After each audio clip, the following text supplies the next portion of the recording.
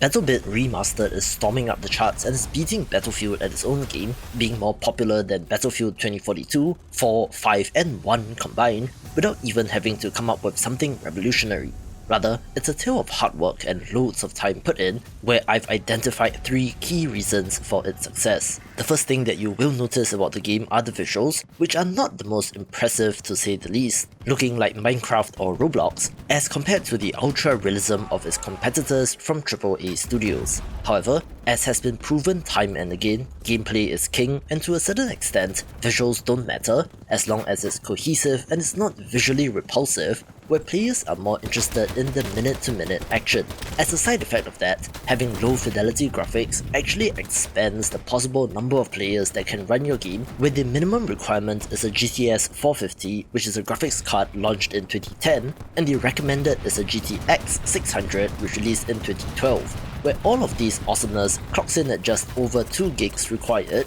a huge gap as compared to the 100 gigs of 2042. This also feeds into the minimalist UI and interface that greets you when you boot up the game, being able to jump into the action within 1 to 2 minutes of booting up and the initial server queue, so no BS loading screen, intro animation, cutscenes and so on. Furthermore, the simple graphics results in this small indie game that is made by 3 developers somehow being able to support 254 players, or 127 versus 127 in its largest mode, giving it that epic sense of scale that Battlefield games are known for, where I remember 32 versus 32 or 64 versus 64 players being a big deal back in the day, so this takes it to another level, adding to the chaos of what makes a game like this fun. In the push for realism and ever-increasing number of polygons or ray tracing or whatever the latest graphical gimmick may be, developers might lose sight of the fact that they're making a game and not a tech demo, so Levolution or Tornadoes all end up being gimmicks that the player base can see through, so when a game is stripped down to its basics visually, the core gameplay becomes exposed for all to see. At its core, Battlebit Remastered is a Battlefield game in all but name, reminding many of the franchise's glory days of Battlefield 3 and 4, and personally for me, even back to Bad Company 2, which I spent an ungodly amount of time with, where picking this game up was just like riding a bike. The familiar weapons, vehicles, mechanics, and even keyboard shortcuts were all there, such as going prone with the Z button, to decrease your hitbox and increase accuracy, to the ability to spawn on squad members, and even the all-powerful RPG rocket launcher being tied to the engineer class. This game provided a comforting sense of nostalgia while having a current player base to support it, where the game is estimated to have sold over 2 million units in less than a month, with there constantly being 50 to 60,000 concurrent players at any one time. It also allows you to get straight into the action, where as long as you are with a group of teammates, the revive system, as well as clearly demarcated objectives, pointed you in the right direction while not getting spawn camped or instantly sniped out of nowhere. One of the biggest mistakes of the latest Battlefield is that they blurred the lines between classes, which was one of the best parts of Battlefield games. In between Assault, Medic, Support, Engineer and Recon, choosing and playing your role was critical to team success even way back in the early Battlefield days, so an own goal would be to disrupt this, which was exactly what happened, and is exactly what Battlebit delivered instead. The good old days of spawning on your squad mates and using your strengths to balance each other out made combat that much more engaging,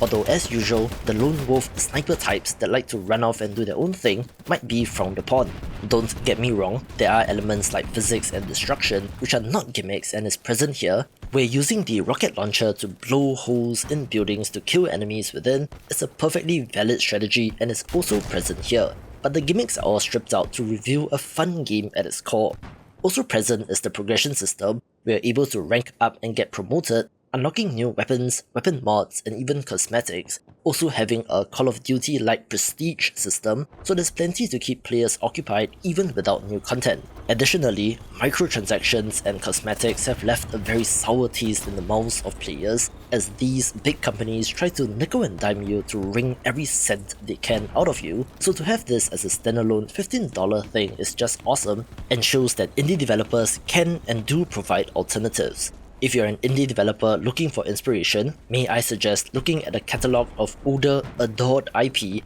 that bigger studios have deemed financially not viable to make anymore, and then putting your own spin on things, since hey, it worked for this guy, didn't it?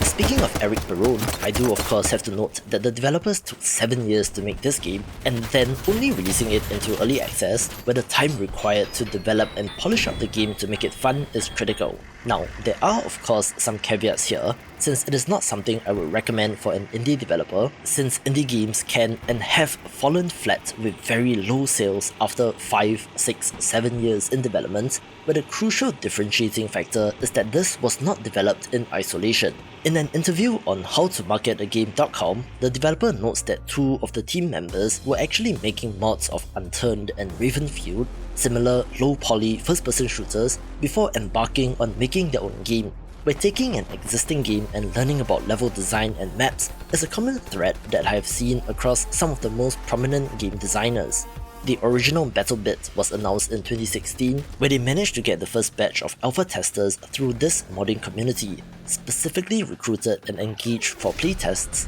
after which they took the feedback and data to refine their game. You can even trace YouTube videos back to 2016 and 17 on how this game had the potential to be better than Battlefield, but the developers were facing an issue. In their own words, our game played like Squad but looked like Roblox. That was a terrible move. There was a study based on Steam review ratings which found that oftentimes the gap between a player's perception or expectations of a game and what the game actually is what caused those negative reviews, such as promising a good Battlefield experience and then delivering this. So managing and delivering on expectations is key, where at the time in 2018, the developers were faced with exactly this issue. Having gameplay that more resembled the realistic military sims like Arma or Squad, but having a more, shall we say, casual look as compared to the gritty realism expected of the genre. They then had to make the difficult choice to pivot towards a more arcadey Battlefield style action, so enter Battlebit Remastered. More playtests and even the launch of a $23,000 a month Patreon in 2020 then followed, where the developer even celebrated having 100 concurrent players, which is quaint given its success today. From then, it spread by word of mouth and through YouTube channels with a focus on first-person shooters, and the rest is history, leading to an astonishingly successful launch with greater heights to come, grossing a cool $30 million in revenue, and only looks to get bigger and better through early access. Time will tell if the small team will be able to keep up with the demands of the player base, but given that they have spent this long on the game and do seem genuinely interested in making this game as best as it can be, I wouldn't bet against them in delivering the experience that players want, so it will be up to them to keep player interest, but it's an inspirational story for sure, and watch this video to see how a fishing game made millions as well.